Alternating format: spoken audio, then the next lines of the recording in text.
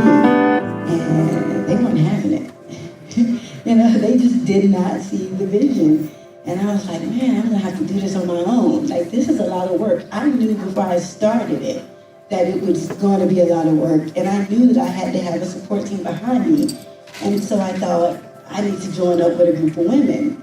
And I needed women to see my vision. And when you're doing something of this magnitude, everybody don't want to jump on board because they know it's a lot of work. And they don't know if it's going to fail. They don't know if it's going to succeed. They just don't want to take that chance with you. And I reached out to a couple of organizations in, Clarksville. And they kind of like, who are you? We don't know you. And it's two people that did, embrace me and motivated me and gave me support. And that is our very own First Lady of Clarksville, and the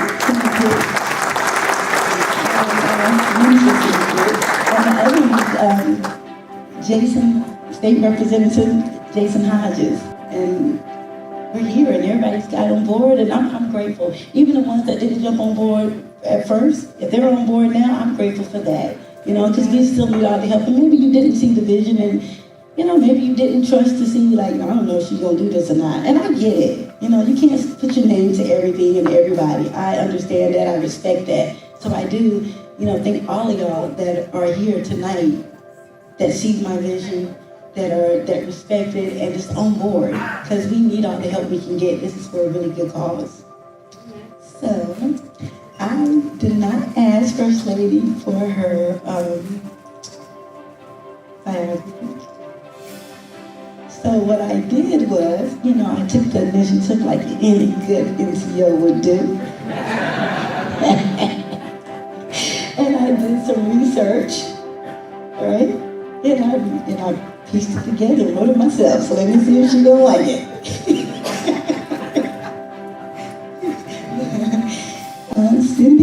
Cynthia Pitts finally surrendered to God's call of full-time ministry in 2008 after a lifetime of loving God and studying His Word. Since that call, she has earned a Bachelor's of Arts degree in theology and continues to seek out opportunities to fine-tune her knowledge and understanding of God's Word and His call on her life.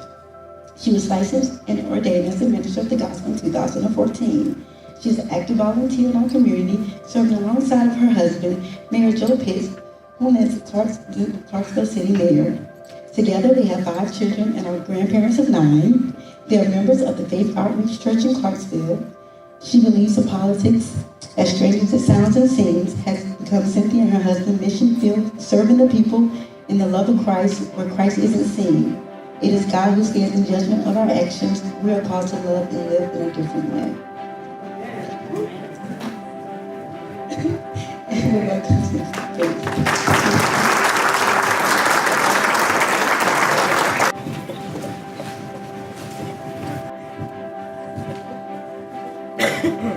I have to explain why my husband's not here, so I want to give Tangi something really quick.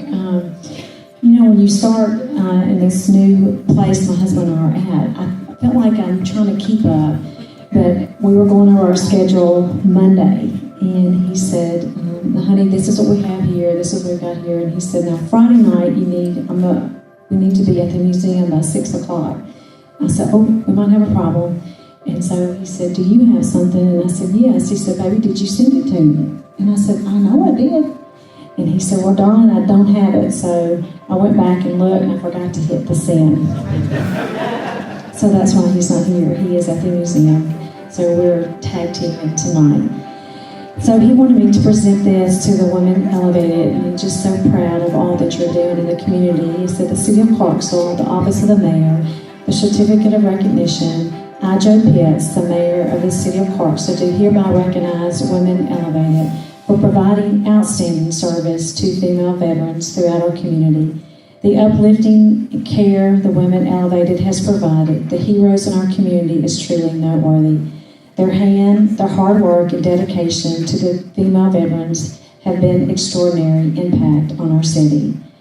Presented this the 26th day of April 2019.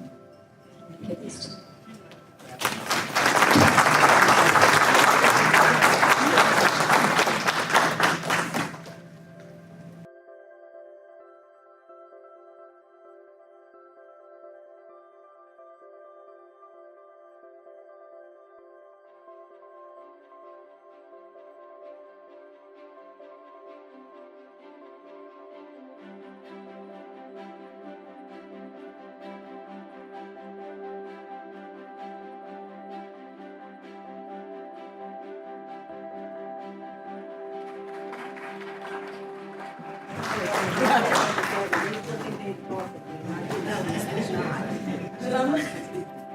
always a privilege to be able to come out and just to be able to speak about powerful women. And for women that are taking a step toward making a change. And I am just so excited to be here. And Tangi, I just love you and the Lord so much, sweetheart. I'm so proud of you. And when you first told us about it, I told Joe, I said, she's going to do great things, and that is what you're doing. So thank you so much, and for the opportunity, sweetheart, to be here as well. You know, a lot of times when I get the opportunity to come and just stand and be able to come to an organization or to a church event to speak, I always ask God, I said, Lord, show me what it is you want to bring tonight. To encourage this organization and be able to say, just keep the work and just keep doing what you're doing. And as I was in prayer, it just seemed like it was just nothing was coming. And I just said, Lord, you're faithful, and I know when the word comes, you're going to bring the word of what you want it to be tonight. And at the beginning of the week, my husband and I had a long day that day, and we had gone to bed early that night. And about 3:45 in the morning, we heard this most horrible banging at our door. And my husband immediately gets up out of bed, and then I'm trying to get myself together, and I go around and I said, what in the... And so we get down the hallway and we look out our window, and there was a lady. Well, I didn't know it was a lady at first. There was, because I have contacts, so I couldn't actually see. But there was somebody going down our sidewalk with a flashlight. And so I just sat up in the chair and just kind of watched the person, and Joe was trying to get me to get around so we could see better. And Joe said, that's our neighbor you've been ministering to. And she had lost her husband this year. And so as I watched her go back toward her house, all I could see was just the light in front, and she was just staggering as she was going back. And as I was listening to the Lord, I just said, you know, Lord, I want to run to help her. And then what women want to do, our passion, our mercy, just to go. And God said, be still and just pray. There's a reason for all of this. And I kept hearing the word, I am not alone. I kept hearing the Lord say, I am not alone. So I watched her as quick as I kept watching her walk, and all I could see was the light of the flashlight just going in and out. So I knew she was just like, her balance wasn't good. And so about Wednesday, the Lord said, that's the word, I'm not alone. And he said, I want you to think about what you saw that night. He said it was pitch black. And all she could see in front of her was what that little flashlight was guiding her back to her house. And the Lord said, my women veterans feel that way every day. And he said, the word for us in the community is to let them know they are not alone. And so as I was asking the Lord, I said, Father, I said, you know, how can we get to these women? Because I've not been able to forget my neighbor struggling to go back. I wanted to run out. God said, not yet. Not yet. So as I was in prayer this afternoon, God said, it's time. And I said, Lord, okay, can you give me more specific time? He said, it's time to go pray for your neighbor. And so I called and I said, okay, Lord, and I called and she answered, and I asked her if I could come pray with her. I get over there and she was ready for prayer. But the Lord said that night she wasn't. She wasn't. You know, she didn't even know where she was. And we had called her son to let her son know what was going on. And so the son told his mama, did you know that you did this? And she said, yes, I knew I did. But something happened to his mama when she realized this is what I had done. Something shook in her that I need help. I need help. So today, when I went over to her house, and I just kneeled down in front of her, and I just told her how much God loved her, the thing that I kept hearing God say, I am not alone. So I know, Tangi, as you develop and you grow into this organization, and you think, how am I going to do this? How am I going to have the support? God said, you are not alone. Because he said he birthed this into you. And when nobody else believed you, when nobody else said, or you still didn't let go of the dream God gave you. So I want you to know, that night, I think one of my family members said, were you scared? And I said, no, because God was trying to show me something in the morning hours when it was so dark. But God was showing me more than that, because it was tied to your organization. That we as a community have to look outside ourselves, and we have to look to see, God, who is it out there that is alone? Now, we might be dressed and look really nice in our outfits, but you could still be alone inside.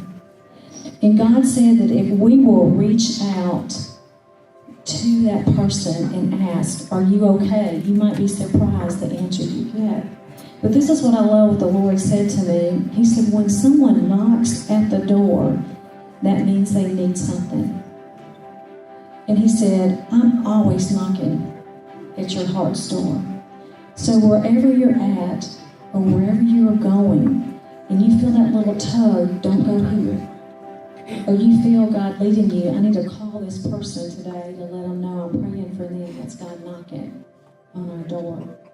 And then God said that when he knocks, he's reminding us that this organization is a we, not an I. So God said, as he knocks on our hearts, don't resist what he's trying to tell us to do. And you might be here tonight and think, I cannot give a lot, but you can give your time, like my sister said. You can give time in prayer. You can ask, Tangi, what can I do to help serve someone today? So God said, in the stillness of the night hour, when it was pitch dark, and all I could see was a person's body and a flashlight. God said, I always give you a vision of what to speak about when you go somewhere. But today I gave you something for your physical eyes to see that we are not alone. And then God took me to Romans 15, 1 through 6. And I love this in the Message Bible, that we cannot quit. We can't quit. There's people all around, like my neighbor, that she didn't think we saw her as she was going back to her house, but God had us get up and see her. It says that those of us who are strong and able in the faith need to step in and lend a hand to those who are faltered, not just to do what is most convenient for us. Strength is for service, not status. Each one of us needs to look after the good of the people around us and asking ourselves, how can I help? That's exactly what Jesus did. He said to him, he didn't avoid the people's problems, but he waded right in to help them. And he took on the trouble of the trouble. And God's asking us, will you take on the trouble? Will you take on those that might not look like you? Will you take on those that look different than you? I had someone the other day, I was speaking to a lady, just trying to talk to her to tell her how much God loved her, because I knew she didn't know how precious she was. She had a sleeve tattooed. It was nothing but animals, and it was just beautiful. And I said, you have been hurt by the church, haven't you? She said, yes, ma'am. And she said, I'm not able to come into a church because of my tattoos. And I said, sweetheart, I don't know where you've been going to church, but you need to go find another place, because you're welcome anywhere you want to be in God's house. And I thought about, as I was talking to this young lady today, I wanted her to hear what God said, you are not alone. And we come together tonight in this beautiful place at the airport, and I tell my brother, he's behind me, that I won't have to see an airplane come in, because I haven't since I've been here, and we've already seen 3 or 4. And I said, you know, we are so blessed to be in a place, in a community, that we are we's and not I's. And when God says we can't faint, we can't quit, we have to support the vision that God has given my sister, and to realize that every person she touched, there's other women that can be touched as well. So I just want to just say from the bottom of my heart how proud I am that you did not quit. And that God says that you're not alone. Don't worry about the finances. Just know that God will supply all your needs. And He will bring what you need at the midnight hour. And all these women that are here, you're touching. And you're going to go to other states and do the same thing. Because God has a plan and a purpose. And you had to step out of the boat to do it. And now look what's happening. Thank you.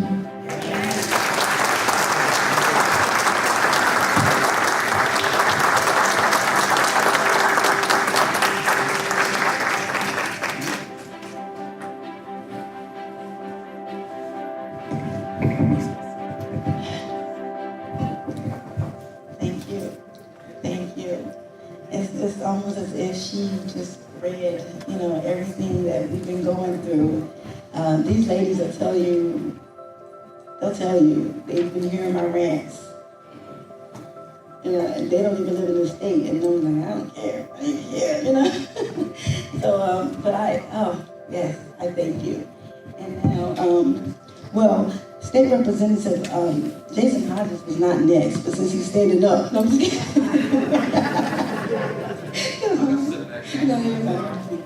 I was giving him a hard time. Thank you so much. Can I have the ladies women up there stand up, because this is not just mine. This is everybody. I could not have done this before.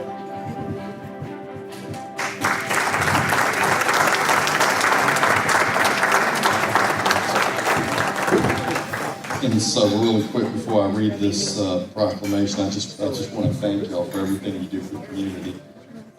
I know how dedicated Tangi is and the rest of y'all are to helping veterans, and we really appreciate your dedication to that. So we do have a joint resolution here, and I sponsored it on the House side, and we have Senator Reed and Senator Robinson. And I don't know if you know Senator Robinson, but she's seen this come through, and she read a little bit about Women Elevated, and she really wanted to be a part of this, so she put her name in this as well. So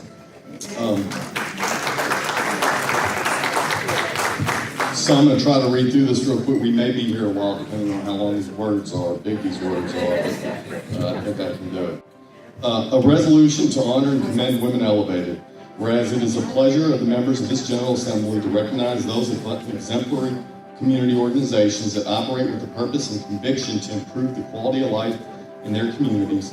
And whereas one such estimable entity is Women Elevated, a nonprofit organization that assists female veterans in acute crises before they become homeless or jobless. And whereas on May 12, 2019, the Montgomery County Commission will observe Women Elevated Day in recognition of the members' sacrifice of time, talents, and finances to support their comrades in need. And whereas Women Elevated was founded by Montgomery County Commissioner Tangi Smith, who honorably served as a member of the United States Army for 20 years until her retirement. And whereas this exemplary organization provides acute shelter, mentorship, and counseling to women veterans, as well as assistance with life skills such as resume writing, credit score improvement, interview preparation, effective shopping techniques, budgeting, saving, and investing. And whereas more than a dozen families have been supported through the provisions of furniture, clothing, appliances, food, and monetary assistance. And whereas Women Elevated is one of the premier nonprofit organizations in Tennessee, it has made a difference in the lives of many and is an example of what can be accomplished with drive, passion, and a heart for service.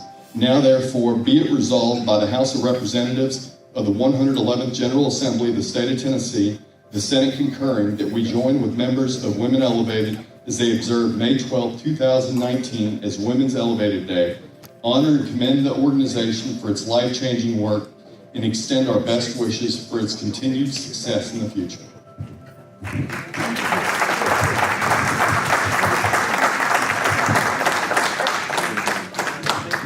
How y'all feel?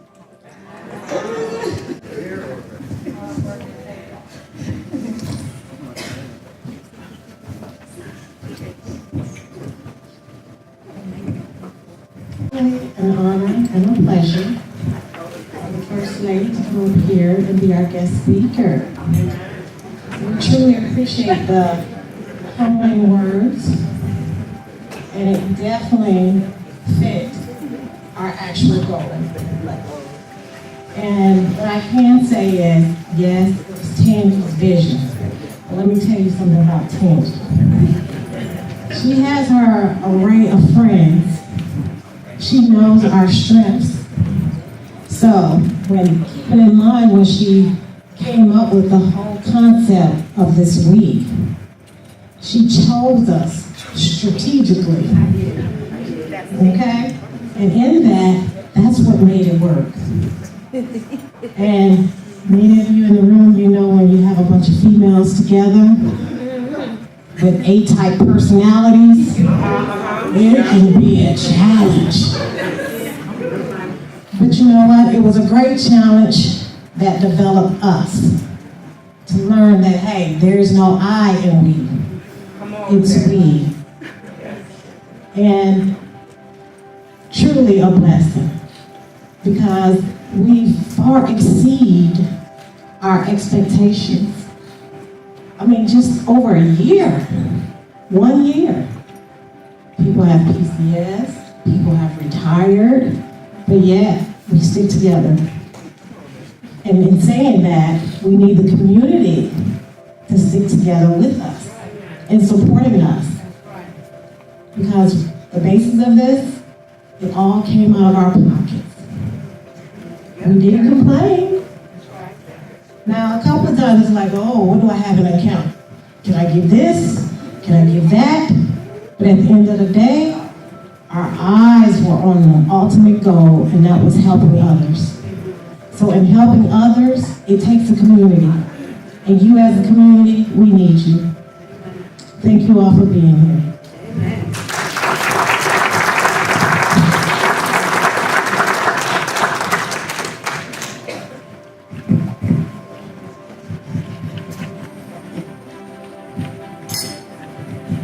Thank you. And I gave her a mic. But she's good. And she's another one of my first ones that kind of keep me in check. Next, I want to introduce our Chief of Staff, Montgomery County, and he's here on behalf of Mayor Jim Durrett. I have to continue to. Thanks, Angie. Thank you so much for allowing me to be here. Mayor Durrett apologizes he couldn't be here tonight, but I just wanted to say what an honor it is to be here with all of you guys, these ladies here, but all of you. As a veteran myself, this organization is pretty impressive from what I've already understood and learned about. And so I just want to thank you guys. I think veterans have a hard time sometimes asking for help, and they are very, very mindful of, you can do it yourself. Like you said, and everyone said tonight, it takes a group and it takes a community. And thank you guys so much for what you're doing. And I also wanted to take a moment to recognize Commissioner Leverett, Commissioner Woodruff for being here, and just invite all of you, please give them a hand.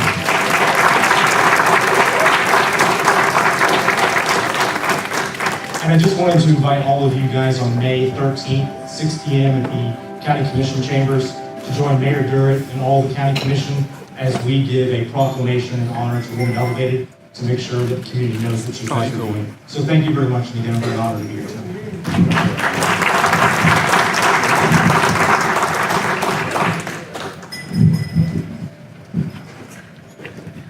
Thank you. I should have did this before, but Lady Dixon, she told me, please, what tonight after what was her theme for speaking? And she said, I don't, are you ready to speak? And pay, you know, but Jason, I'm not gonna pay you either. But you pay when you hear this woman's word. And I just wanted to give her a token from all of us. And we all chipped in, and we want to give you this Women Elevated gift card. This is a gift card. We actually got a Women Elevated gift card.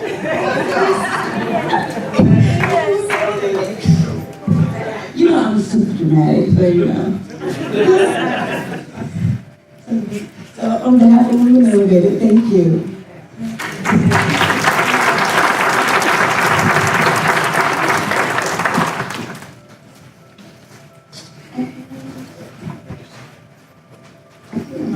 Next, I want to introduce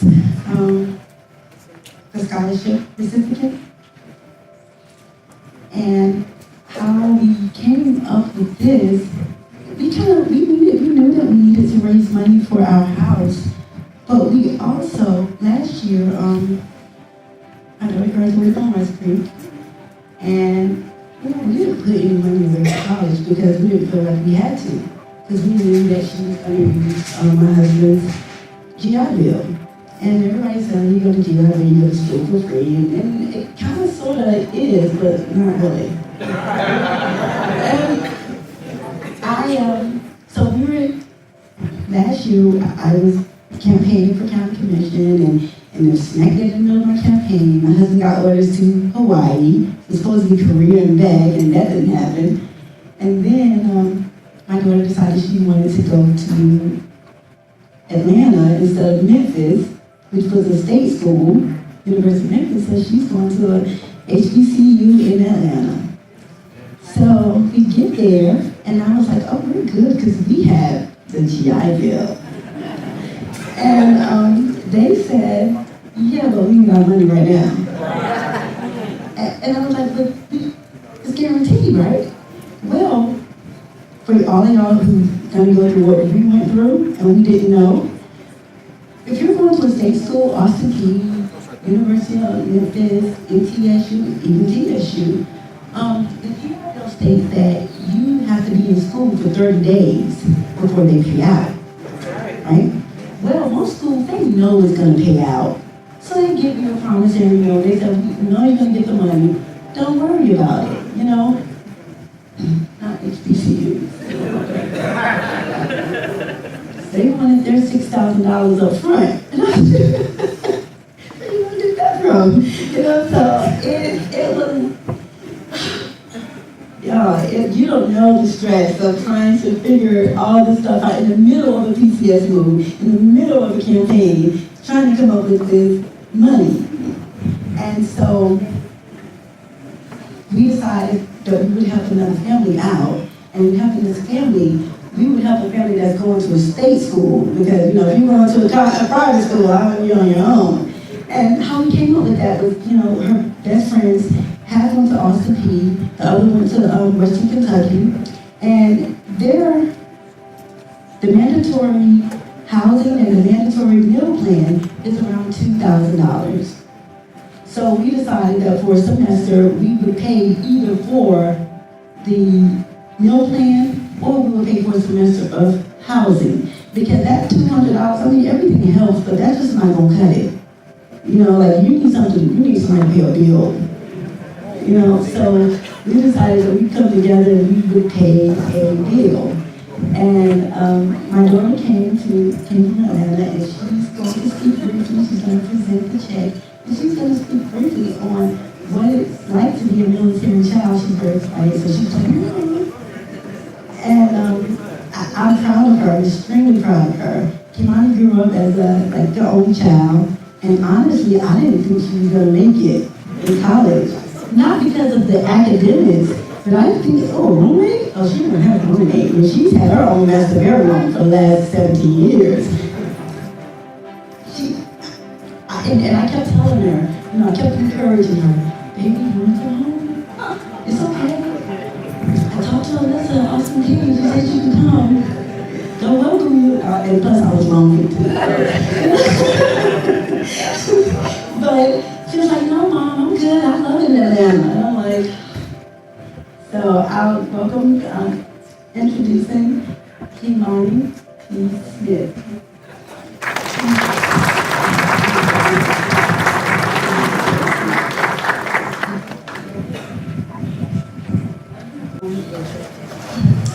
Growing up in a military household, we never are able to get familiar with your surroundings or the people you may encounter often.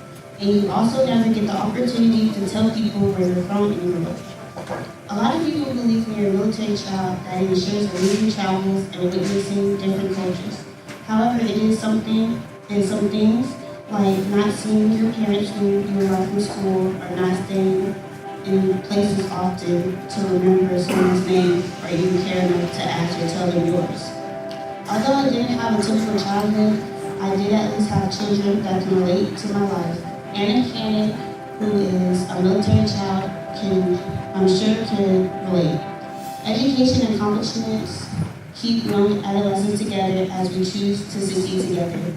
I would like to congratulate Anna Cannon, a West Street graduate with a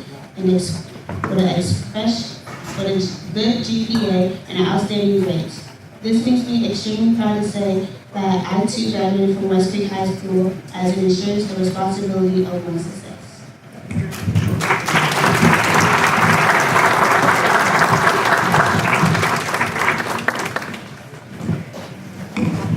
Can we give it up for the Montgomery County School System?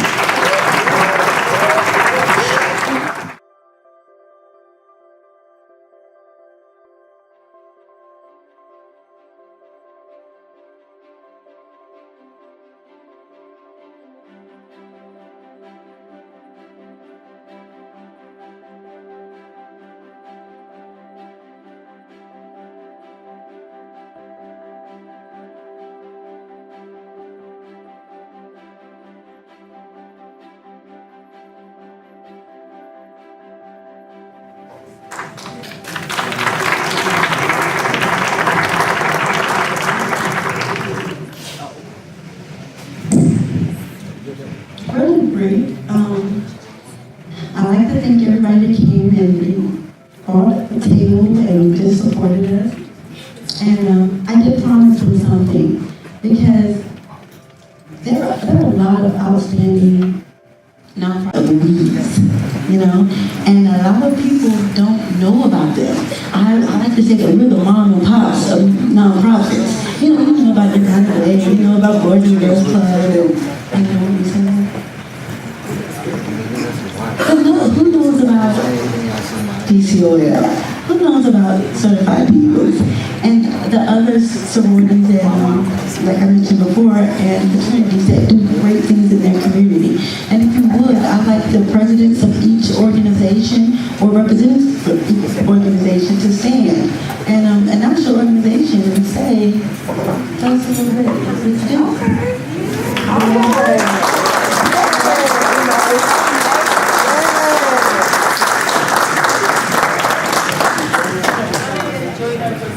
And I'm the president and CEO of Better Choice of Living. We're a nonprofit organization, and our purpose is actually to enrich the lives of the minority, the disabled, the seniors, and our youth to have a better choice in life.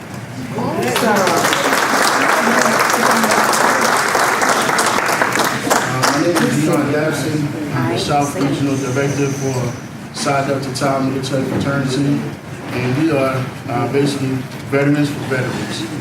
We have other veterans when they transition out to from the military and different stuff with helping veterans out. So that's what we basically stand for.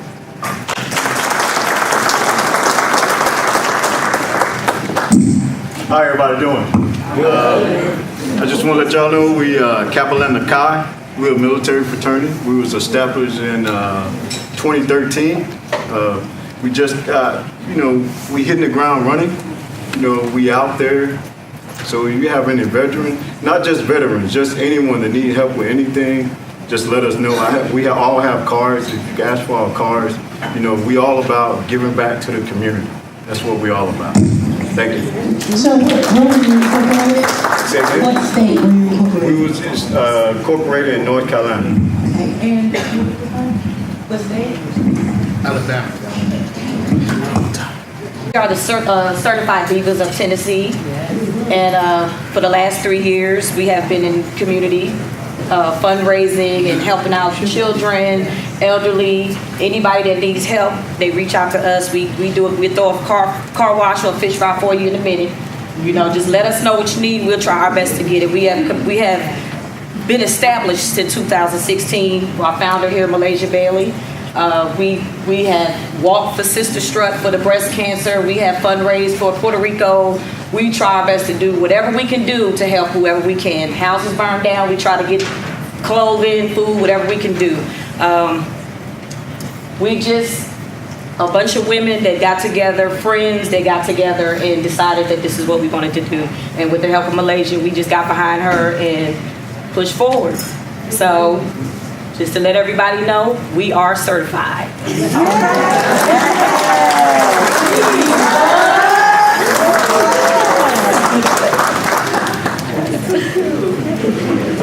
My name is Shakara DeBose. I am a member of Lambert Beta Alpha Military Sorority. We are a sorority that focuses on women veterans. Our main focus is women veterans because we serve too. Yes. 2017 in Virginia.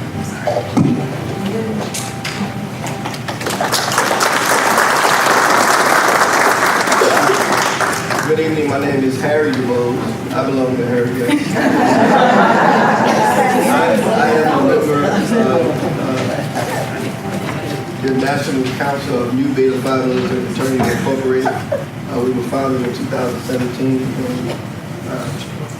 Columbia, South Carolina.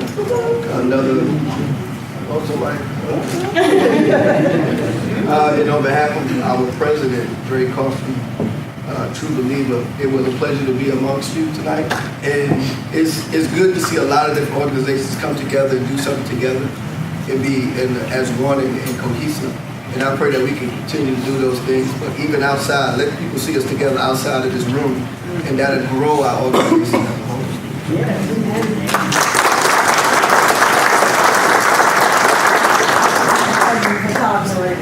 My name is Sharon Edwards, and I have a group that's called I'm Invisible Bullying and Suicide. And as we know, there's so much going on with our kids in the community.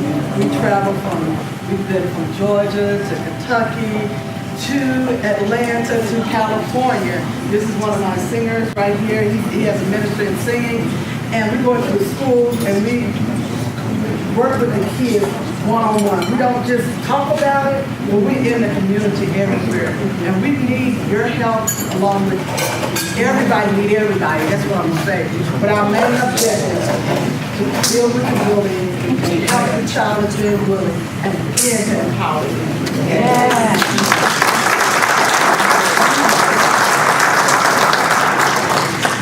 Good evening, my name is Brittany Child. I'm actually here representing two organizations. First, the NAACP. I'm the Vice President of the local branch of the NAACP here in Clarksville. We have our meetings at the Lady P. Kendall Recreation Center, Community Center, out at 209 Oak Street every third Tuesday and before the third meeting that you want to come. So what we do, we plan a lot of, all the elections that have been happening. We do a lot of the political forums. I just happen to be the committee chair for that, so we plan the political forums. What we do is we make sure that the community knows the terms, understands the terms, what they are. Some people don't even know what a gubernatorial race is. They don't know what it means to have a runoff. Some of these terms they just don't understand. So we make sure that they understand. We invite the politicians, all, Democrat, Green, Independent, everyone is invited to come. If you choose not to come, that is on you. But we invite everyone to come and speak to the constituents that they may have. The other organization that I am involved in is YAPAC. You are important. What we do is we meet the homeless community at their need, at their current need. So they need tents, we get them tents. They need propane, we get them propane. They need sleeping bags, we get them sleeping bags. And we service all the community. We have a whole camp in Nashville, a whole camp of veterans, a whole camp. There's a gentleman out there right now dying of cancer, and he chooses to die with his brothers in arms as opposed to going to the hospital. So just because that is how close we are as a family, as a military family. We are that close. We spent time together for 20 years or 5 months, or however long you spend in, you can never forget that time that you spent with your military family. So they have a whole encampment of just homeless veterans. And so what we do is we meet them at their current need. We don't go and tell them, give them hot drinks, we're gonna find them homes, because we might not be able to do that. We give them the tents that they need, we give them the shelter hats that they need, we give them the sleeping bags that they need, and we give them the food that they need. Thank you very much. Significant Magazine is a magazine that saves lives through creative expression. We are the magazine that saves lives. What we do is we do films, we do documentaries, we do fashion shows to raise funds for nonprofit organizations. So anybody that has news, call me. I'll give you my card. All right. I'm sorry. We have partners all around the country. We're partners with Aristo Media in Nashville. We have supported the Titans, the Predators, and we also have business partners in London, filming film companies and radio shows all the way in London. We'll be doing a fashion show on May 30th and 31st in Windsor, London, and also in London at an establishment to raise funds. This is it, I swear. We support domestic violence victims, at-risk veterans, and education. And I did want to say thanks to Charlie. I know she was not expecting this. You weren't expecting it, but she wasn't expecting it. Because let me tell y'all, you know I'm country, we can't sell horses. We cannot. Like we go at it all the time. But guess what? Out of everybody that's here, we're the only two in Clarksville. So these ladies up here, they support us financially. That's why we don't want them to retire right now. They support us, but we're here running around. We're here in Clarksville, and that's why we have this, and we've been trying to get more women involved in Clarksville, because yes, we do need monetary contributions, but we also need boots on the ground, because we're running around trying to talk to this person, and we're trying to talk to that person, and we're telling this, and because I'm doing so much, I'm always like, hi, can you do this, and can you do that, and I just want her to know that I really do appreciate what she does. I don't want her to think that, okay, because I do appreciate it, because I know I couldn't do it by myself. I couldn't, I just couldn't do it. So I do thank you for that.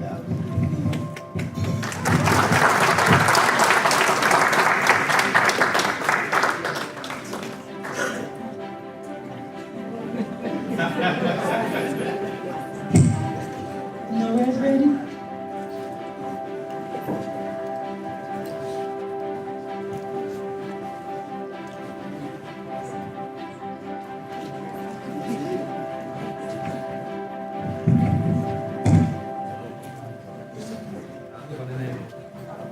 I go by the name of No Rest Music Lane. I'm gonna do this song entitled You.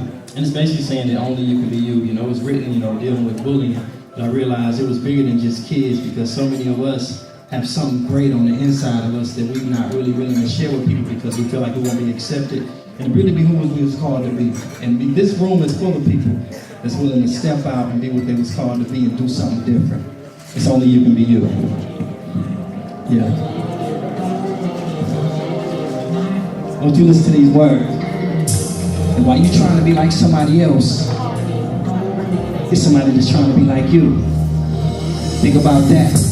And you wonder why no matter what you do, seem like you cannot fit in. Cause you were not designed to be a part of the line, and you were made to be different. So why do you choose to conform, to settle for norms? When I tell you you're destined for greatness, but struggling torn. Should I be me or should I be you? Well, that's a question asked by the masses who are uncertain if they will be accepted. Rather be you so I don't be rejected. It's something about you unique. Then we don't want to see that we just get a big, and that's what you need so deep. Behind locking that key, you just want to be free. You got to do you hostage. And he's begging for oxygen. Give me my human bleed. Please don't let me be so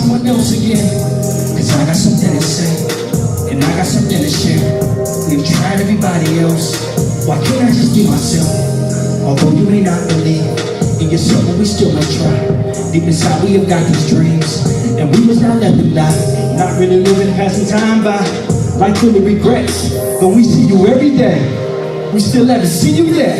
Only you can be you. No matter what you try to do, there is nothing to prove. No one could be greater than you, in spite of all that you do. I hope that you see there's only one you that can do what you do. Only you can be you, and that should be plain to see. I got free, that's the truth. When I decided just to be me, what do I have to do to help you see? There's only one you that can do what you do. Yeah, I believe that we all are unique, we are not the same. And come on, and when you see the real you shine through, we'll be glad you came.